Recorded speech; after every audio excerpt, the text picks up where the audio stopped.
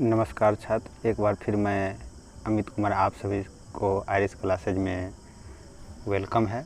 चलिए आज हम क्लास 9th एवं 10th and all general competition को मद्देनज़र देखते हुए आज ज्योग्राफी के पार्ट 4 प्राकृतिक संसाधन पर हम लोग चर्चा करेंगे, जो बहुत ही अति महत्वपूर्ण है। सबसे पहले आज हम लोग देखेंगे भूमि संसाधन।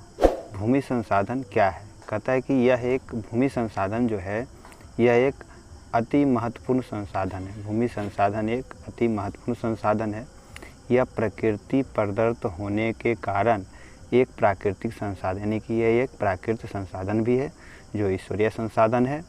दूसरा है कि कृषि, वानिकी, पशु चारण, मत्स्य खनन, वन्य जीव, परिवहन, संचार एवं सभी मौलिक संसाधन है। कहा गया है कि कृषि जो है, जो किसान हम जो खेती करते हैं, पशु पालते हैं, मत्स्य मछली पालन, वन्य जीव, परिवहन में होता है जो हम लोग आने जाने की माल ढुलाई के लिए, ये जो संचार है ये सभी हमारे मानव के लिए मौलिक संसाधन की मूल संसाधन है।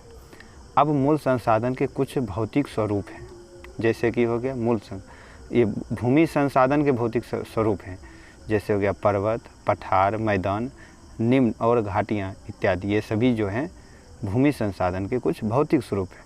कहा गया है कि नेक्स्ट पॉइंट है, कुल उपलब्ध भूमि के लगभग 43% भाग पर मैदान का विस्तार है।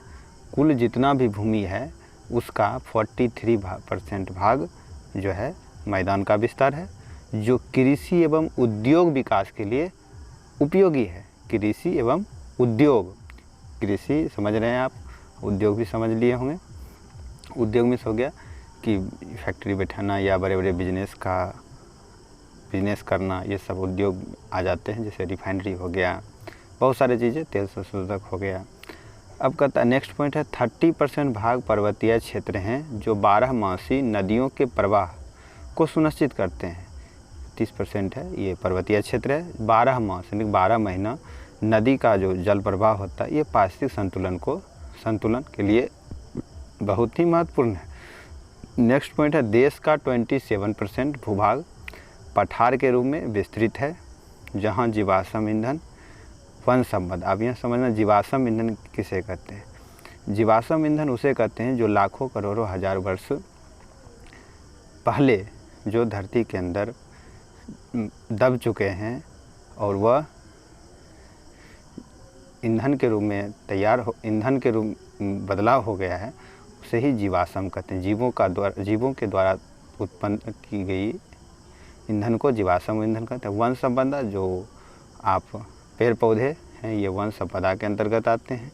अब हम लोग यहाँ से चलेंगे, वीडियो थोड़ा लंबा होगा, देखना ना छोड़े, क्योंकि अभी जो नेक्स्ट आगामी जितने भी जनरल कंपटीशन है, चाहे वो बिहार पुलिस हो, चाहे वो दरोगा हो, चाहे अभी SSC आ रहा है, चाहे ग्रुप D हो, रेलवे हो, सभी के लिए अति महत्वपूर्ण है। अब हम लोग समझते हैं मृदा निर्माण। मृदा के कितने भाग हैं? मृदा किसको कहते हैं? मृदा पारितंत्र का एक महत्वपूर्ण घटना है। मृदा जो है एक पारितंत्र का महत्वपूर्ण घटना है। अब मृदा का जो निर्माण है वह है चट्टानों के टूटने, फूटने तथा भौतिक, रासायनिक, जैविक परिवर्तनों से मृदा का निर्माण होता है। तो मृदा का निर्माण कैसे होता है? तो चट्टान होते हैं, टूटने फूटने के बाद भौतिक यानी कि प्राकृतिक एवं केमिकल्स, दोनों रासायनिक जब और जैविक परिवर्तन से मृदा का निर्माण होता है। मृदा के कुछ कारक जैसे धाराकृति हो गया, मूल शैल या चट्टान हो गए, जलवायु, वनस्पति, जैव पदार्थ, खनिज कण, समय, ये सारे चीज़ उपलब्ध होने के बाद ही मृदा का निर्माण होता है, यानी मिट्टी का निर्माण होता है। अब आगे है मृदा के 6 प्रकार हैं। मृदा के कितने प्रकार हैं? 6 प्रकार हैं। आपको क्लास 10 के लिए भी बहुत ही महत्वपूर्ण है। आगे इस वीडियो को स्किप ना करें, पूरा देखें, तभी आपको पूरा समझ में आएगा, क्योंकि स्किप करने से कोई फ़ायदा आपको होगा नहीं। और लाइक एवं सब्सक्राइब करना ना भूलें, ताकि हर एक जनरल कंपटीशन का जो भी है PDF फाइल एवं आपको ऑल थ्योरी जो है आपको यहाँ पर प्रोवाइड मिल जाएगा, जो आपको पढ़ने और याद करने में अति महत्वपूर्ण है। जलोढ़ मृदा, पहला है जलोढ़ मृदा। भारत के उत्तरी क्षेत्र में, यह उत्तरी क्षेत्र में मृदा सबसे ज़्यादा पाया जाता है, जो हिमालय के 3 महत्वपूर्ण नदी हैं, सिंधु, गंगा और ब्रह्मपुत्र द्वारा लाए गए जलोढ़ निक्षेप से बना है। और ये जलोढ़ मृदा जो बना है सिंधु, गंगा और ब्रह्मपुत्र द्वारा लाए गए जो जलोढ़ निक्षेप होता है उसी के द्वारा ये बनता है। यह भारत के लगभग, नेक्स्ट पॉइंट है, 6.4 करोड़ हेक्टेयर क्षेत्र तक फैली हुई है। नेक्स्ट है जलोढ़ मिट्टी का गठन बालू, सिल्ट एवं मृत्तिका के विभिन्न अनुपात, यानी कि बालू और सिल्ट मृत्तिका जो मरा हुआ है वो विभिन्न अनुपात होते मिलने के बाद इसका रंग धुंधला से लेकर लालिमा के लिए भूरे रंग का होता है। अब आयु के आधार पर जलोढ़ मृदा को 2 प्रकार, पुराना एवं नवीन आयु के आधार पर। तो पुराना हो गया, इसमें कंकर एवं बजरी की मात्रा अधिक होती है, जिसमें जो पुराना मिट्टी हो जाता है, मृदा हो जाता है, और इसलिए इसे बांगर कहा जाता है। भी पूछेगा कि जलोढ़ मृदा को या पुराना मृदा को क्या कहते हैं, तो बांगर, जिसमें कंकर एवं बजरी की मात्रा होता है तो डैश कहलाता है, तो बांगर कहलाता है। आपके 10th एवं जनरल कंपटीशन के लिए VVI और बहुत सारे जनरल कंपटीशन में पूछे गए हैं। नवीन, इसमें महीन कण पाए जाते हैं। ये इसे खादर, जिसमें पूछेगा खादर किसे का, जिसमें महीन कण पाए जाते हैं खादर। तो खादर में क्या बालू एवं मृतक का मिश्रण होता है। ये मिट्टी काफ़ी उपजाऊ होता है। जो खादर होता है वो काफ़ी उपजाऊ होता है, वो थोड़ा कम उपजाऊ होता है। यह मिट्टी जो है गन्ना एवं चावल, गेहूँ, मक्का, दलहन जैसे फसलों के लिए उपयुक्त मिट्टी। गन्ना, यह जो मिट्टी है गन्ना का फसल, चावल, गेहूँ, मक्का, दलहन जैसी फसलों के लिए बहुत ही इम्पोर्टेंट है। नेक्स्ट टॉपिक, उत्तर बिहार में बालू प्रधान जलोढ़ को, उत्तर बिहार जो है हमारा, यहाँ जो जलोढ़ मिट्टी है उसको दियारा क्षेत्र कहते हैं, जिसको दीरा हम लोग कहते हैं अपने भाषा में। और यहाँ पर मक्का की कृषि के लिए विश्व में प्रसिद्ध है जो हमारा बिहार है, बहुत ही गर्व की बात है। अब काली मृदा पर चर्चा करेंगे। काली मृदा यानी कि जिसको हम लोग काली मिट्टी भी कहते हैं। इस मिट्टी का रंग जो होता है ब्लैक होता है, काला होता है, जो इस उपस्थिति में एल्युमिनियम एवं लौह यौगिक के कारण है। इस काला होने का कारण है कि इसमें एल्युमिनियम और लौह की मात्रा ज़्यादा है। और यह मिट्टी जो है कपास ही मृदा के नाम से भी जाना जाता है। और भारत में ये लगभग जो है 6.4 करोड़ हेक्टेयर पूरे भूमि पर फैला हुआ है। यदि क्वेश्चन यहाँ से आ जाता है कि आप काली मृदा का दूसरा नाम क्या है, तो काली कपासी मृदा भी कह सकते हैं, क्योंकि कपास इसमें ज़्यादा उपजाऊ, कपास सबसे ज़्यादा इस मिट्टी में उपजाया जाता है। और भारत में यदि पूछ देगा तो कितना पे हेक्टेयर ये मृदा भूमि पर फैला हुआ है, तो 6.4 करोड़। इस मिट्टी का निर्माण मूल शैलों एवं ज्वालामुखी, इस मिट्टी का जो निर्माण होता है मूल शैल एवं ज्वालामुखी जो बेसाल्ट लावा के विघटन से होता है। यह मृदा को रेगुर से नाम से भी जाना जाता है। यदि क्वेश्चन पूछे काली मृदा को और दूसरा नाम क्या है, तो रेगुर मृदा, ठीक है, याद रखेंगे, बिल्कुल भी है आपके। यह मृदा कैल्शियम, इस मृदा में कैल्शियम कार्बोनेट, मैग्नीशियम, पोटेशियम और चूना जैसे पौष्टिक तत्व से भरपूर रहता है। यही कारण है कि यहाँ पर इस मिट्टी में गन्ना की और प्याज एवं गेहूँ फलों की खेती के लिए बिल्कुल ही बेहतर माना जाता है। अब नेक्स्ट टॉपिक है लाल एवं पीली मृदा। कहता है ये मिट्टी के रूप से ग्रेनाइट, नीस जैसे दावेदार आग्नेय चट्टानों को विघटित एवं रूपांतरित होने से बनते हैं। यह मिट्टी के रूप से ग्रेनाइट, नीस जैसे देवदार आग्नेय चट्टान जब विघटित होता है, विघटित मतलब टूटता है, तब ये रूपांतरित होने से ये लाल एवं पीला मृदा बनता है। लाल मृदा कहिए या पीली मृदा कहिए, बात एक ही होगी। यह मिट्टी सामान्यतः 100 सेंटीमीटर से जिधर कम बारिश हो क्षेत्र में पाया जाता है। तो किस क्षेत्र में पाया जाता है, तो यह मिट्टी तमिलनाडु, कर्नाटक, गोवा, दक्षिण पूर्व महाराष्ट्र, आंध्र प्रदेश, उड़ीसा, छोटा नागपुर पठार एवं मेघालय पठार के क्षेत्रों में पाया जाता है।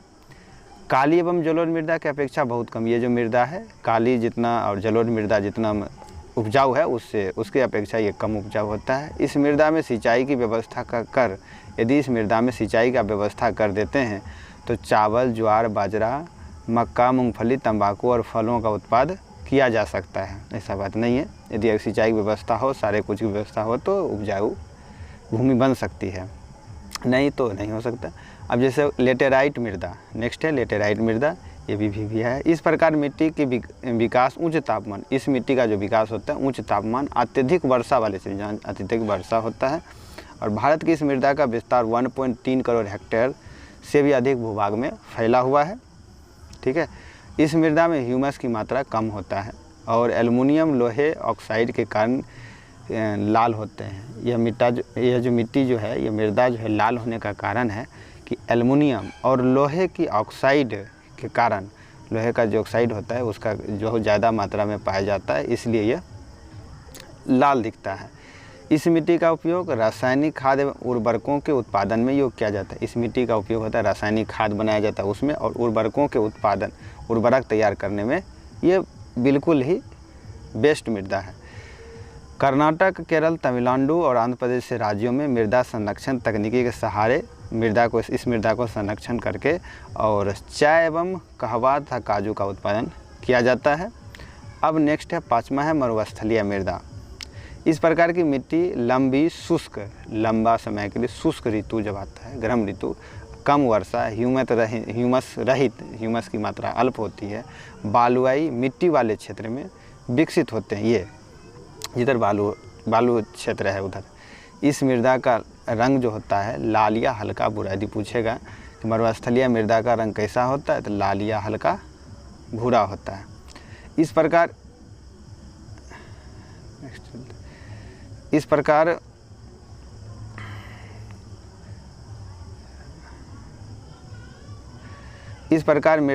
यह मृदा जो है पश्चिमी राजस्थान, सौराष्ट्र, कच्छ, पश्चिमी हरियाणा और दक्षिण पंजाब में पाई जाती है। ज़्यादातर ये मृदा उस एरिया में पाया जाता है, पश्चिमी राजस्थान।